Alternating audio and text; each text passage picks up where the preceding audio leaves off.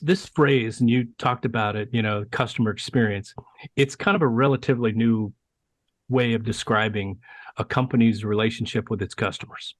Totally is, But yeah. it means more than previous expressions. And I think that's what gave it birth.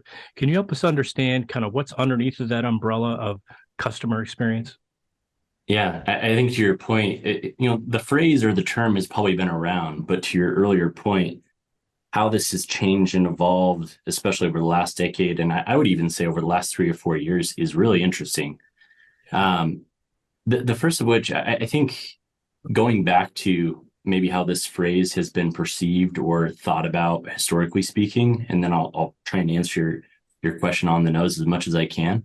I think historically we overly simplified how we think about this and what our understanding of what customer experience actually was and how you could even optimize it to be able to be about more around customer service or customer support. And so the way that you could optimize or change the customer experience really became mostly about phone trees or chat logs or customer support processes.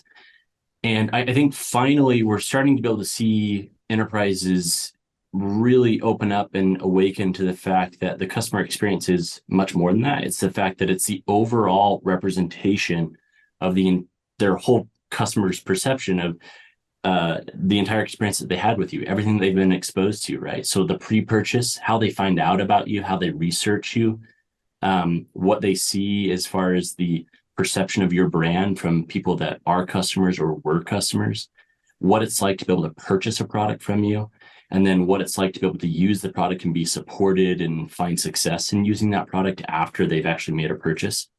So it's not just these specific primary touch points of when customer support is interacting with the customer anymore.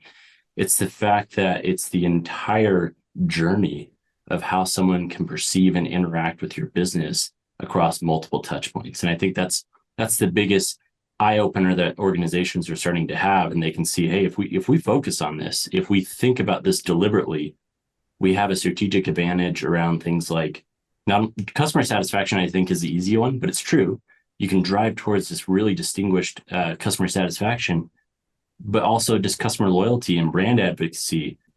I think it was like 2018, the Adobe CEO, he said, retention is the new revenue. I love that quote. And I've talked about that a lot with product practitioners and other folks. But if you think about it from that perspective, if you have this distinguished, differentiated aspect of customer experience, it helps you retain, keep, and capture more customers in the future.